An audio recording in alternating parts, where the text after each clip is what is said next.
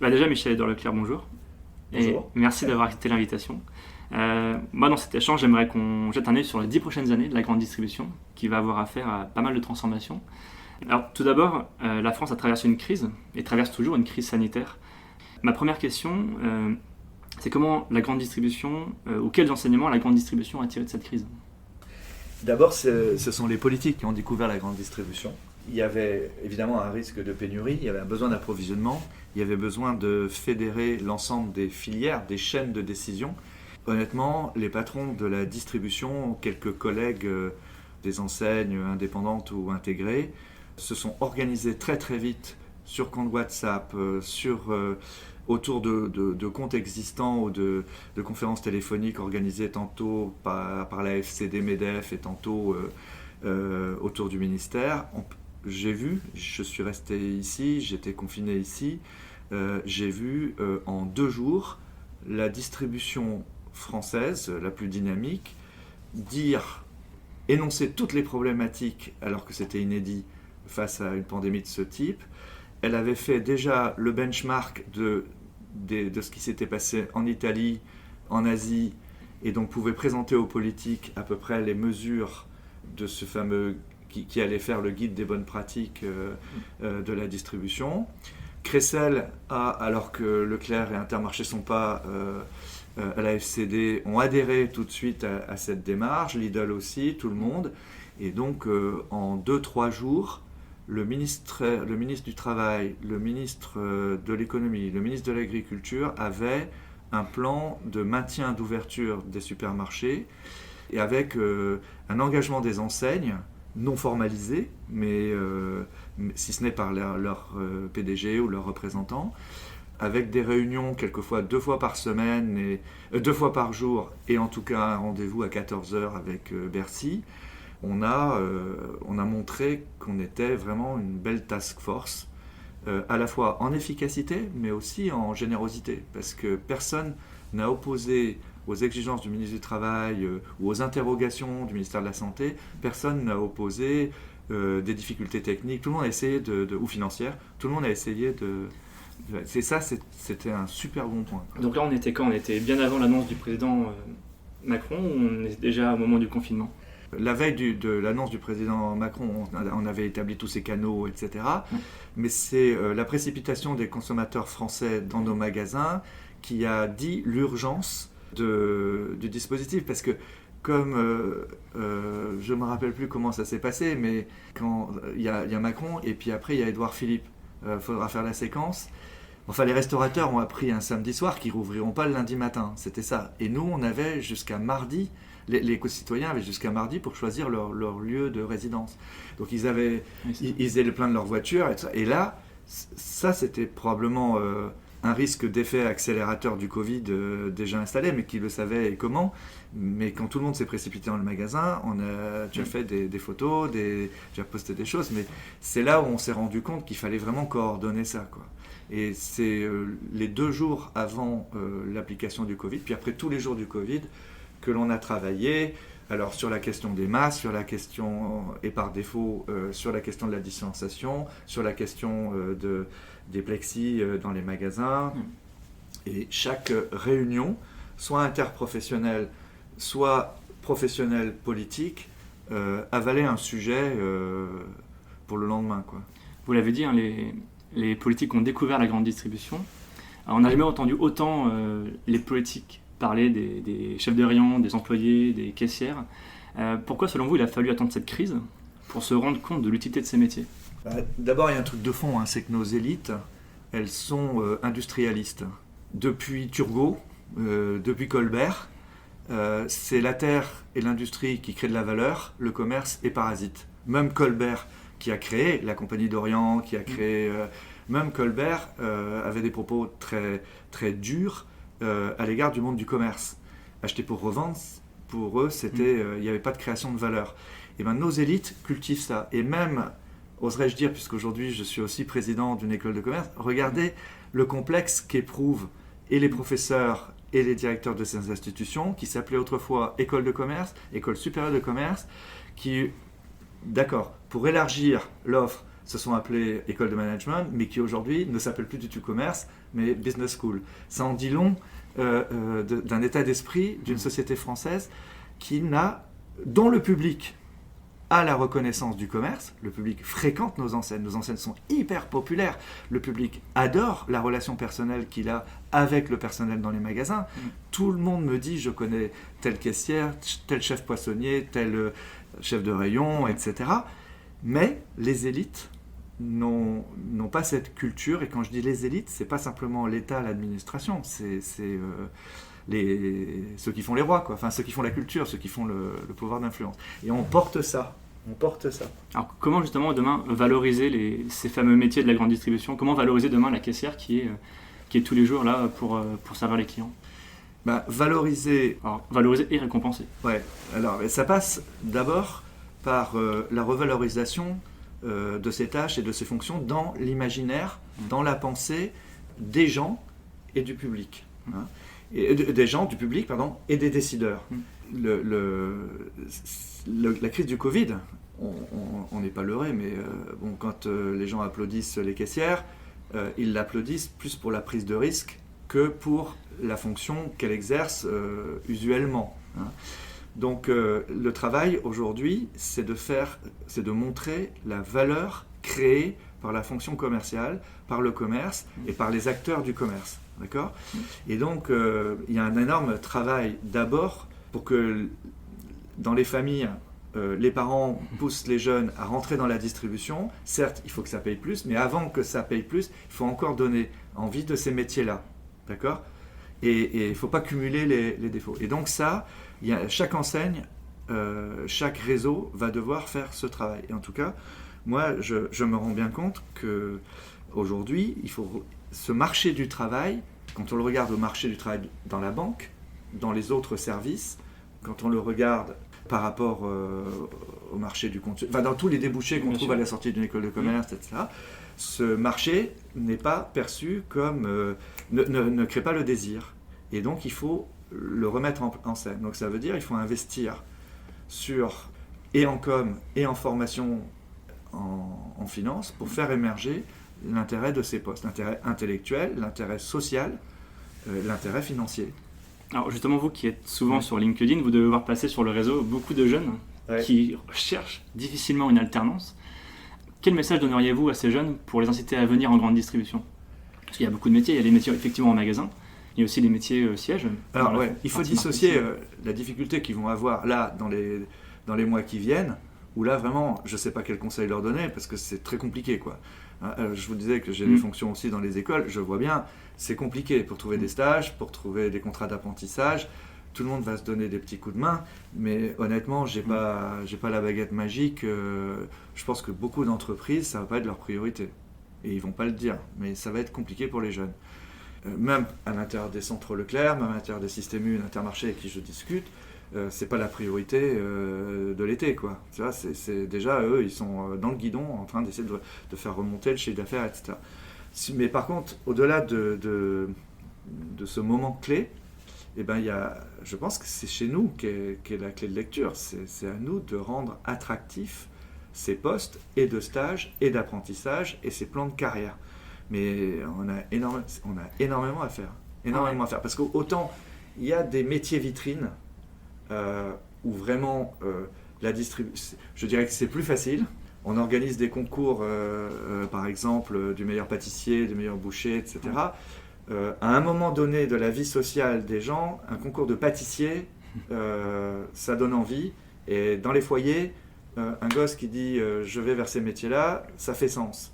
Les métiers de boucherie, aujourd'hui, ils ne sont pas appuyés par des influenceurs et par un environnement, quoi. C'est compliqué. Et si tu demandes entre être embauché chez Orange, chez Apple et même Fnac Darty ou être rentré dans la boucherie, le contexte social aujourd'hui n'est pas favorable à ça. Et or, pourtant, ces métiers manuels et ces métiers de bouche sont des belles perspectives pour nos enfants et pour les ados d'aujourd'hui, quoi. Là, vous évoquez un sujet un peu de marque employeur. Ouais. Est-ce que vous avez une antenne, est-ce que vous avez une cellule qui travaille sur ce sujet-là? Alors oui, on est un groupement d'indépendants. Il y a une commission qui regroupe des personnes de 16 coopératives régionales pour essayer, c'est leur objectif, d'abord de pousser les bonnes pratiques, aussi de décrypter les lois, parce que c'est bien de sortir des projets de loi, mais il faut regarder comment on ramène à soi. Et puis, justement, de travailler sur la valorisation des métiers. Ça, c'est vraiment... D'ailleurs, sa commission s'appelle VFM. Valeur, formation, métier. Valeur, formation et métier. Parce que c'est quand le métier, on attribue au métier de la valeur ou une contribution à la valeur, qu'automatiquement le discours du salaire, que le discours de la prime, que le discours de l'intéressement fait vraiment sens pour les deux parties, quoi. Sinon, dans le discours patronal, ça reste un coût. C'est terrible, hein, mais ça reste un coût. Oui. Le discours sur les salaires en France, vu par le patronat, ça reste un coût. Mais on ne dit pas d'un investissement que c'est un coût. Donc c'est ce travail-là qu'on a à faire à l'intérieur du mouvement Leclerc, mais dans l'ensemble du secteur de la distribution. Et ceci dit, moi, à mon âge, je ne vais pas aller apprendre au centre Leclerc, même de la nouvelle génération, les métiers de la comptabilité et de la finance. Ils sont mieux que moi. Ils savent mieux gérer leur magasin que je ne pourrais le gérer, même si j'étais pas trop con et que j'aurais su faire. Donc moi, mon métier à moi, là, à la tête des centres Leclerc, enfin pas à la tête, mais à côté des centres Leclerc, parce que c'est eux qui ont les rênes dans un mouvement coopératif, c'est de valoriser les métiers de la distribution. Parce que je me rends compte aujourd'hui, les métiers, l'efficacité, l'intérêt et tous les aspects politiques même de la distribution, l'ancrage territorial, le fait moteur dans l'économie. Tu vois, au début de la crise, la hantise des agriculteurs de ne pas trouver des débouchés sur l'agneau à Pâques, je peux te dire que Mme Lambert, elle m'appelait directement. Elle appelait directement Cotillard. La hantise des transporteurs d'avoir le produit au départ et de ne pas avoir d'interlocuteur à l'arrivée, tu t'aperçois que la distribution est vraiment un moteur, pas simplement un débouché. Il faut le voir de l'aval vers l'amont, il faut regarder, c'est le moteur. Et dans la tradition française, on n'est que le débouché. Dans la réalité et l'efficacité qu'on a vue, là, Bruno Le Maire, Agnès Pannier-Runacher, ils ont vu qu'on était le moteur, quoi. C'est pas uniquement le dernier maillon de la chaîne. Voilà, comme tous ces métiers-là, si tu veux, et on parle même du carrelage, mais par exemple ici, en télétravail, ceux qui ont le plus travaillé, c'est les facturiers. C'est les gens de Logilec qui travaillaient sur les scénarios de transport. Les bateaux ne pouvant pas arriver au Havre, ils arrivaient, les avions pareil, ils arrivaient à Liège pour les avions et en Belgique. Et après, il faut reparler à des transporteurs. C'est des métiers différents, c'est des langues différentes, c'est des législations différentes malgré tout ce qu'on dit. Et donc, ces postes-là sont très très riches. C'est des aiguilleurs de transport. Et quand on le dit comme ça, tu t'aperçois qu'il y a une valorisation énorme. Donc moi, mon idée, c'est de prendre chaque poste et de montrer en quoi la contribution de chacun. Et ça à travers des visages, c'est ce que je fais. Alors je ne l'ai pas fait pendant la période du Covid, parce que j'allais être piégé médiatiquement. Si je mettais en avant le salariat, la seule question qu'on me posait, c'est « et la prime, et paye tes salariés », etc. Donc je voulais échapper à ce monde dual, parce que justement ça cassait, parce qu'en plus la prime, c'était pas la meilleure approche de la valeur, tu vois.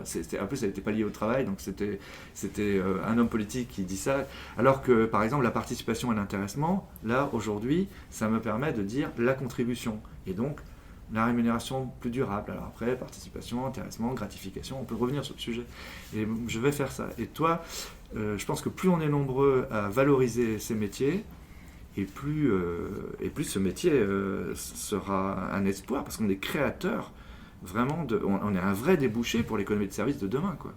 Il y a quand même une menace aussi sur l'emploi en grande distribution. Alors, le métier a perdu beaucoup d'emplois ces 10 dernières années. Il y a aussi une menace qui pèse sur le métier des caissières. On voit l'arrivée notamment des magasins autonomes avec Amazon. Ouais. Quel est votre regard sur cette disparition des métiers ? Je comprends que ça puisse être vécu comme une menace, mais c'est pas ça qui s'est passé. C'est qu'il y a des fonctions qui se sont automatisées, mais d'autres fonctions qui se sont créées. Je ne pense pas qu'il y ait eu tant que ça d'emplois perdus dans le secteur de la distribution. Simplement, aujourd'hui, ils sont logés dans la comptabilité nationale au secteur service et même dans le secteur production et agroalimentaire. Quand on développe la location de voitures, je ne crois pas que ce soit attribué, les statistiques des gens qui s'occupent des voitures, du service. Je ne sais pas si c'est vraiment attribué au monde des hypermarchés. Quand Intermarché a 15 000 salariés dans Mousquetaire Industrie, Je ne pense pas que ça rentre dans la comptabilité de l'ANIA, mais pas dans la comptabilité de la FCDC. Et nous, depuis, on est à 2500-3000 emplois de création nette par an depuis 10 ans. Donc je pense que tu avais les statistiques, il y a autant de caissières pratiquement aujourd'hui que... Oui, alors après c'est aussi parce qu'on est en croissance. C'est parce qu'on est en croissance, oui. Mais on est effectivement, on a chaque année plus d'hôtes et hôtesses de caisse que les années précédentes. Donc il y a au-delà du ressenti personnel de quelqu'un à qui on dit que son poste change, je pense qu'il y a des gisements d'emplois énormes dans le secteur des services. Il y a des fonctions qui vont être lourdes, qui vont être robotisées. Toutes les fonctions que d'ailleurs les syndicats dénoncent comme compliquées dans les entrepôts et même dans les drives ou à l'arrière des drives et tout ça, et à juste titre, donc il faut savoir ce qu'on veut. Et de l'autre, les derniers entrepôts dans lesquels on a investi à la Socara, ils sont extrêmement automatisés. Mais derrière, il y a des fonctions de pilotage, des fonctions de création d'algorithmes, d'applications. Alors les emplois sont peut-être soit créés chez nous, soit des sociétés qu'on a créées avec d'autres, avec des prestataires, soit des emplois chez les prestataires. Quand on fait cette comptabilité globale, il faut voir large. La deuxième chose aussi, c'est que la recherche de création de valeur dans la chaîne alimentaire est encore source de nouvelles créations d'emplois. Quand on relance le bio, parce que aujourd'hui... on te dit depuis les états généraux, à Monsieur Leclerc, il faudrait faire du bio. En fait, au lieu d'avoir un salariat agricole migrant dont on parle peu d'ailleurs dans le monde agricole et qui est sous-payé, aujourd'hui, le fait que ces produits portent des valeurs ajoutées donne des occasions de créer dans cette filière des postes de salariés, disons, mieux rémunérés ou de vrais, des postes de marketeurs, d'autres logistiques, et même tous ces métiers de l'emballage aujourd'hui, qui étaient un peu automatisés, aujourd'hui ça devient plus fin, plus complexe, plus souple, c'est encore des opportunités de métier. Donc moi je crois que le secteur est très porteur. Et enfin, l'évolution vers le multicanal, que permet le digital, est encore créateur d'abord d'opportunités d'expansion, mais aussi de création de postes dans la relation client, dans l'animation des magasins, comme dans l'animation de la relation avec le client, entre la marque et le client, et qui sont hors du champ commercial et pas forcément cotés en valeur commerciale, alors qu'en fait, ils entretiennent la valeur de la marque. Tu vois, on soulève déjà pas mal de problématiques. La grande distribution, je te disais, a beaucoup changé ces 10 dernières années. Avec le recul, avec votre recul, quel est le changement qui vous a le plus marqué, vous, sur les 10 dernières années ? Ce qui m'a le plus impressionné, c'est la réactivité des distributeurs aux interpellations des ONG, des EGA sur l'évolution des modèles économiques. C'est-à-dire que dans ma génération, et jusqu'à ce que moi je me réinvestisse aussi générationnellement avec des jeunes collaborateurs, etc., on estimait que c'était à l'État de dire le droit, de monter les standards, et on appliquait les standards. Et là, depuis 5-6 ans, l'État est en panne, c'est trop long le processus législatif, il est plombé par les querelles politiciennes, et puis jusqu'au Covid, le discours du budget faisait que on associait toute mesure à un processus budgétaire. Les ONG ont compris, nous ont interpellés, Foodwatch, Greenpeace, etc. Et en fait, ce qui était un peu, par exemple, les combats solitaires que Leclerc avait initiés sur la suppression des sacs de caisse, pour lesquels on a mis 20 ans pour le faire, etc. Ben là, aujourd'hui, je vois sur les plastiques, sur le gaspillage, tu vois, en plus je te fais ta liaison, sur le plastique, sur le gaspillage, sur les discriminations, sur la RSE de manière générale, le temps d'encaissement, d'analyse et de réinvestissement ou d'investissement, je trouve qu'il s'accélère énormément. Et vous pensez que ça va pas assez vite aujourd'hui ? Ça va jamais assez vite dans le cas des discriminations, pour les gens qui en sont victimes. Par rapport aux urgences planétaires, on peut dire dans les médias que ça va pas assez vite. Dans la réalité, le temps de l'entreprise, c'est quand même pas le temps du média. Donc moi je trouve que ça va quand même assez vite. S'agissant d'une révolution culturelle, de paramètres nouveaux, et puis tu vois, tu as fait une école plus technique, mais prends même les cadres ici qui sont sortis d'école de commerce, etc. Foodwatch, quand il nous interpelle sur les perturbateurs endocriniens, il y a personne qui sait ce que c'est qu'un perturbateur endocrinien. Donc en 3 ans, ils ont appris, on a changé les emballages, on ne savait pas par quoi les engager, etc. Après, là on est sur les nanoparticules. Maintenant, je sais dire dans les médias, je suis contre, mais je ne sais pas ce que c'est. Donc ici, dans les magasins, tout le monde sait qu'il faut se mettre sur ce sujet et ça va très vite. Voilà. Par rapport à d'où je viens, au temps du carrefour rayonnant, des Leclerc conquérants, etc., ça va beaucoup plus vite. Et de ce fait, quand on fait du benchmark, chacun apporte une pierre de mon temps. Un Leclerc allait très vite sur un truc. Après, c'est Carrefour qui inventait les produits libres, les MDD. Leclerc prenait un coup, mais il mettait 5 ans, 10 ans à refaire sa gamme, tu vois. Aujourd'hui, dès qu'il y en a un qui est pionnier, si chez U, si c'est... Phoenix, il est chez tout le monde. Hein, et le mec de Phoenix, un des cadres de Phoenix, prend la tête de notre... vient travailler avec nous sur le développement durable. Donc ça, c'est complètement nouveau, quoi. Il y aurait eu beaucoup de résistance dans l'ancien monde, quoi. Parmi ces changements, on a aussi observé un changement entre les enseignes intégrées et les enseignes indépendantes. Ouais. Moi, j'aimerais bien avoir votre regard sur pourquoi les indépendants aujourd'hui avancent peut-être plus vite en progressant de part de marché que les intégrés aujourd'hui. Est-ce que c'est lié à l'agilité des entreprises ?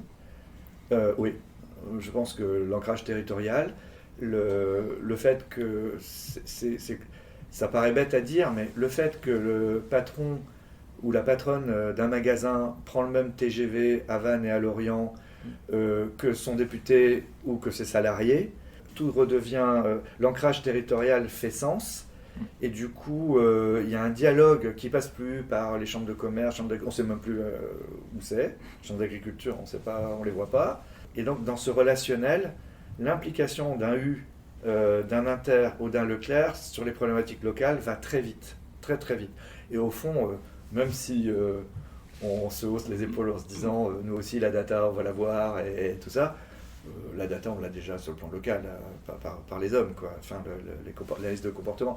Donc la réactivité d'un centre Leclerc pendant le Covid, moi, quelquefois, je vois des lourdeurs, mais quand je vois chez les autres, je vois la différence, quoi.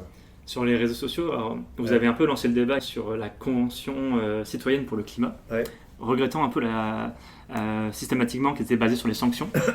Et vous parlez notamment d'écologie positive. Oui. Qu'est-ce que vous entendez aujourd'hui par écologie positive et quelles mesures, selon vous, faudra-t-il amorcer pour amorcer encore davantage ce virage ?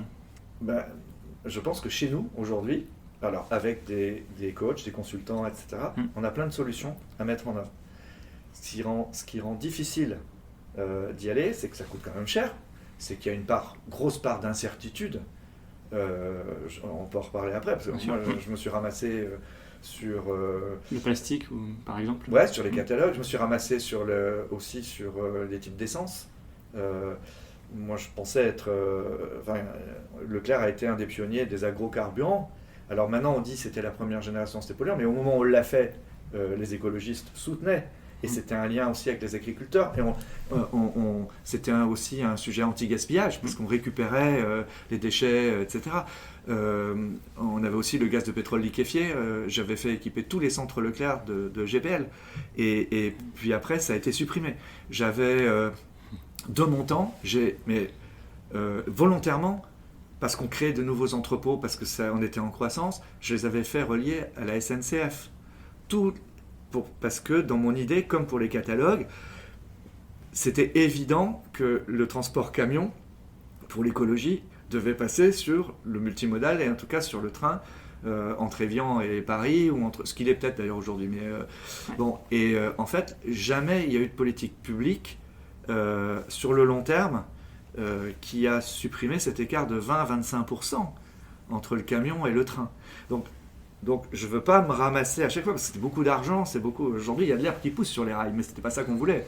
Hein, et donc aujourd'hui, il y a chez Leclerc, chez U, dans la distribution en général, il y a des patrons de centre Leclerc qui veulent faire, dont l'ego capitalistique, dont l'ego aventurier serait satisfait d'être un peu pionnier sur ces choses-là. Donc par exemple, on a... une vingtaine ou une trentaine de centres Leclerc qui ont des panneaux solaires, qui ont travaillé... c'est pas des techniciens. Ils savent pas si c'est les bons panneaux. Tu leur poses la question, et c'est recyclé comment? Ils n'ont pas la réponse. C'est normal. À un moment donné, le conseil régional a dit, et c'est ça qu'il faut faire, et tout ça. Je pense qu'on a beaucoup de solutions positives. Les bornes de recharge électrique, tu as encore des élus qui nous proposent de nous subventionner pour mettre des bornes, alors qu'on pourrait simplement les faire rentrer dans le champ de la loi qui défiscalise les bornes. Comme ça, ça irait plus vite. Enfin, c'est pas la défiscalisation d'ailleurs. C'est le certificat d'économie d'énergie. C'est le certificat d'économie d'énergie. Tu refais les travaux chez toi, donc on peut compenser, mais tu achètes une borne électrique, tu dois te la payer. C'est fou. Et dans toutes ces choses-là, en fait, je pense que si on mettait en ligne toutes ces entreprises qui ont des capacités de tester l'éolien, de faire du solaire, je pense que ça créerait un mouvement d'écologie positive qui emporterait un projet. Et donc ça passerait pas par pour ou contre les 110 km/h. Les 110 km/h, c'est par-dessus le marché, quoi. Une fois que le mouvement est lancé et qu'on adhère à un projet, la contrainte, elle est un des éléments du projet. Si tu commences par la contrainte et que tu dis c'est pour sauver la planète, c'est sûr que même vu de Plougastel, on fait pas le lien. On fait pas le lien. Parce que de toute façon, 110 km/h sur l'autoroute, sachant que de toute façon Air France, pour supprimer ces lignes hop, invoque l'écologie, alors que déjà ça fait 2 ans qu'ils veulent les supprimer, que c'est Bolloré, moi, Quimper, on essaye de les maintenir. Pourquoi on essaye de les maintenir? Parce que le désenclavement, parce que le local passe par ça, pour qu'on ait des cadres qui viennent aussi investir dans des maisons en Bretagne, par exemple. exemple. En Bretagne, pour que je puisse faire des séminaires de centre Leclerc en Bretagne et pas forcément ici. Donc pour aller à Brest, il faut quand même 3 heures de train. Donc, et même 3h30. Plus que ça. Ouais, c'est moi qui mets 3 heures pour aller à Lorient. Mais c'est fou. Et donc, les mecs qui te disent on va supprimer toutes les lignes comme ça, on ralentit les voitures. Et on te dit, et Le Drian te dit, parce que c'est lui le LGV, Le Drian, et il te dit TGV pas avant 2038. C'est sûr que du point de vue des susceptibilités, qu'est-ce que ça dit à la population, ça peut pas le faire. Ça fait bonnet rouge de l'autre côté. Et les patrons et salariés. Donc pour moi, il faut rassembler. Et c'est chacun étant dans sa déontologie, je pense qu'il faut rassembler les forces vives de l'écologie positive. Parce que c'est à partir de là qu'on peut le faire. Et c'est pareil pour le social. Si tu commences par dire que ça coûte, il faut y aller et que ça coûte, c'est un angle. Et ça, c'est le reproche que je fais à l'ancien CNPF et au MEDEF aujourd'hui, c'est qu'on aborde toute la politique salariale sous l'angle du coût et de la productivité. Or, au moment où les mêmes écoutent Stiglitz dire il n'y a pas que le PIB, il n'y a pas que la macroéconomie, il n'y a pas que de la technique. Dans la réalité, le contexte social, et on l'a bien vu avec les Gilets jaunes, participe de la productivité. Si le champ si le champ d'analyse c'est la productivité, l'absentéisme fait partie est un obstacle à la productivité. Le manque d'appétit, le manque de motivation à venir travailler fait partie de ça.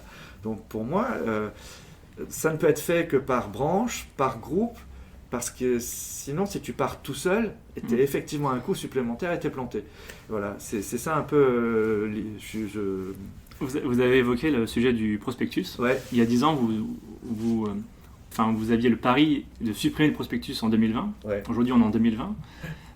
Vous avez fait marche arrière. Non. Est-ce que, avec le recul... Sache-le. Oui, justement, c'est la question. Ce sont des mots d'ordre. C'est comme les drones de Jeff Bezos. Tu n'as jamais vu ces drones. Il y en a, et d'ailleurs j'aurais pu à un moment donné dire qu'on les avait supprimés sur telle ou telle opération, au même titre que lui fait voler des drones que tu verras jamais sur Paris. Non, mais par contre c'était un acte fédérateur parmi d'autres. C'était très pionnier. Oui, mais toi tu vois le fond. Moi je voyais un groupe d'adhérents, et il fallait le faire basculer dans le digital. D'accord ? Moi j'avais un blog, mais je ne savais pas où on allait. Mais de la même manière que je voyais, quand j'ai lancé les sacs plastiques, j'ai mis 20 ans.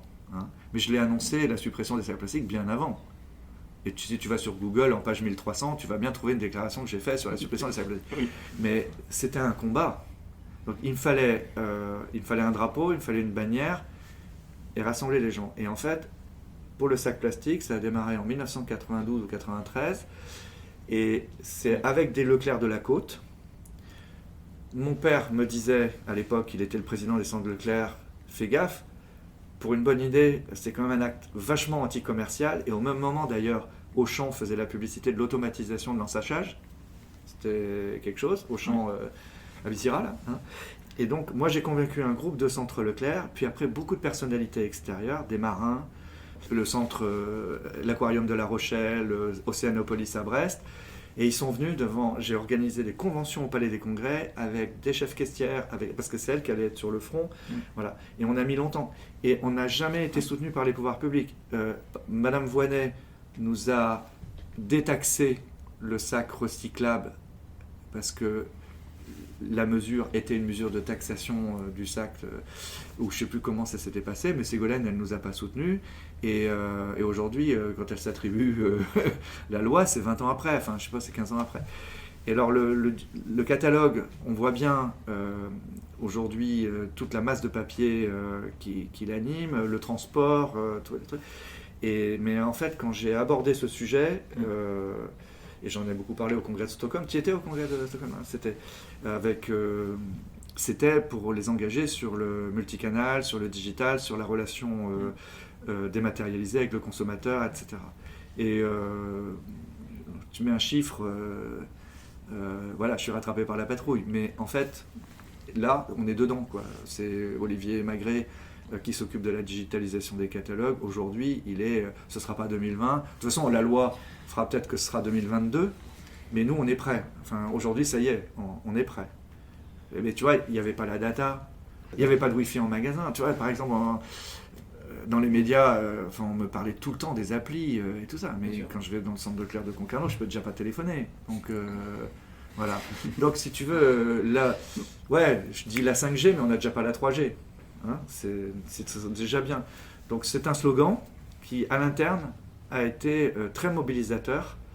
Et aujourd'hui, si on est pionnier sur le drive, si on fait bientôt 10% de notre chiffre d'affaires à partir du digital, si on a cette relation avec les consommateurs aujourd'hui qui fonctionne bien, après on peut discuter des contenus, des programmes de feed et tout ça, c'est parce qu'il y a eu tout ça.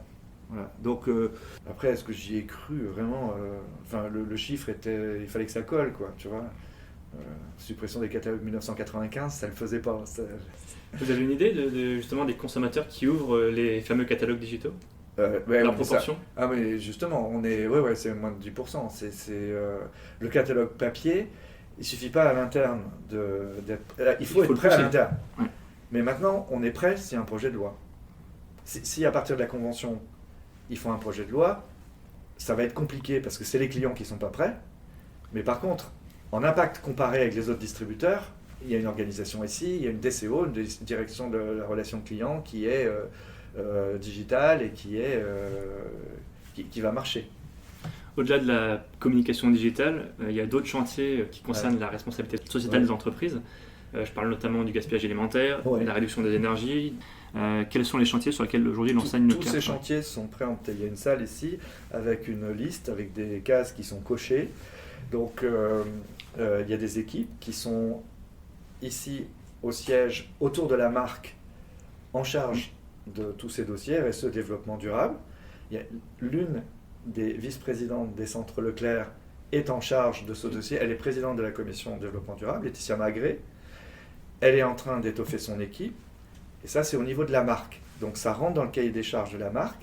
Et après, comme interlocuteur, il y a les outils centraux ou régionaux, il y a les magasins, il y a les prestataires, et il y a la relation avec les fournisseurs. Donc c'est eux qui ont initié. Alors c'est pour te montrer, tu as tout l'aspect information consommateur, par exemple tout le Nutri-Score, c'est à partir d'ici, c'est la Scamarc qui a été pilote.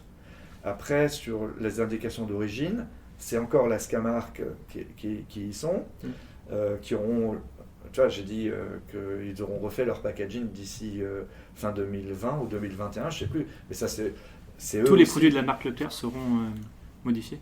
Les packaging. Mais de toute façon, il y a tellement de choses à modifier dessus, y compris dans la composition, t'enlèves du sel. Donc le cycle du pactage du produit, c'est comme le produit, il est lui-même amélioré, on va dire, sur des cycles de 3 ans, 4 ans, je ne suis pas sûr du chiffre, Mais tu vois, donc on profite à ce moment-là de rechanger les emballages. Mais de toute façon, tout ça est déjà affiché sur le drive, par le digital. Donc ça, les Leclerc, ils ont pris une sacrée avance. Si tu veux, on a ces outils-là. Et quand tu sais qu'on était un groupement d'indépendants, on aurait pu penser que c'était un handicap. Parce que mettre d'accord des Bretons, des Alsaciens, des Basques, des Corses, pour mettre la même chose sur un écran, ben je te rappelle que la Bretagne le fait passer foire au vin en même temps que les foires au vin nationales chez Leclerc. Hein. Donc chez ces irrédentistes dans du petit village gaulois, ben, le digital a permis d'unifier, ou en tout cas d'harmoniser toutes ces pratiques. Donc toutes les coches, toutes les cases de l'amélioration de l'offre alimentaire, EGA si je puis dire, toutes les cases des systèmes d'information, toutes les cases de la lutte contre le gaspillage, les renouvellements des énergies, les nouvelles mobilités sont préemptées, plus ou moins bien, je veux dire plus ou moins bien, je n'irai pas le dire comme ça, mais avec plus ou moins d'efficacité, mais on achète tous les sujets. On prend tous les sujets, on prend le point. Et à partir de là, il y a des problèmes de priorité, et puis il y a surtout des injonctions contradictoires. Il faut résoudre les injonctions contradictoires. Ça, c'est ce dont on ne parle pas dans les médias. Qu'est-ce qu'on vous entendez par injonction ? Eh ben, c'est par exemple que pendant le Covid, les consommateurs qui voulaient qu'on enlève le plastique ont demandé qu'on en remette. Ils n'ont pas demandé expressément qu'on remette du plastique. Ils ont demandé de mettre une protection pour que les gens ne touchent pas. D'accord ? Donc, voilà, il faut attendre que cette partie-là soit rassurée pour repartir. Et en même temps, tu gères ça, en même temps que sur les réseaux sociaux, sans pouvoir intervenir à chaque postage de produits surplastifiés pour expliquer qu'il n'était pas plastifié avant, ben, c'est du boulot. C'est du boulot.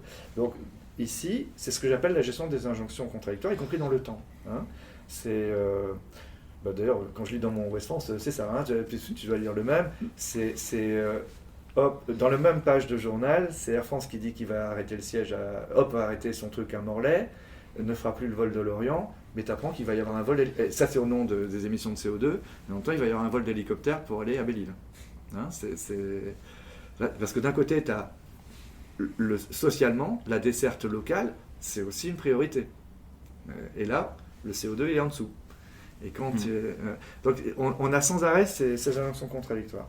Donc aujourd'hui, sur le thème qui est le tien, le gaspillage par exemple, on n'a pas d'injonction contradictoire. On a après des modalités de gestion qui tiennent compte de l'insertion du magasin dans un territoire. Est-ce que d'abord il y a assez de place pour qu'un Phoenix ou comment il s'appelle, Too Good To Go ou Zéro Gâchis, Commerceau, etc. viennent gérer ça. Est-ce que les banques alimentaires, les réseaux de récolte sont présents? Après on est dans la technique, mais sur l'objectif, il n'y a pas d'obstacle intellectuel et politique à la lutte contre le gaspillage. Hein, tu vois, et à la limite, il y a un intérêt économique. Après, ce qui est plus compliqué chez les indépendants, c'est dans la RSE, c'est les profils de carrière. C'est-à-dire que quand tu es au siège, tu as plusieurs entités, tu peux passer d'une entité à l'autre, tu peux grandir sur des sujets, tu peux te faire ton CV pendant 10 ans. Si tu es rentré en bas, tu peux arriver en haut. En 10 ans, un peu plus que 10 ans. Non. Oui, enfin, tu peux rester plus. Hein, bah oui, moi, les collaborateurs ici, ils ont 30 ans. Mais c'est aussi parce qu'il y a de la croissance. Hein, mais quand tu es devenu directeur d'un magasin, d'abord, le marché, le système Leclerc qui consistait à permettre à des salariés de monter leur propre magasin, se tarit, ou en tout cas est limité par la capacité de reprise de magasins, souvent cher, ou même la possibilité de création de magasins, il n'y en a pratiquement plus. Donc la motivation dans le groupe, on va dire des top managers, à monter leur propre magasin, elle subit de l'érosion par manque d'horizon. Et c'est ce qui t'explique d'ailleurs, et chaque enseigne a chez Carrefour, c'est le rapport au capital qui est compliqué à lire, et tu sais que quand tu approches du centre de décision, ça éjecte vite. Bon, dans chaque... Et donc c'est ce qui fait qu'il y a cette espèce de turnover aussi au niveau du top management.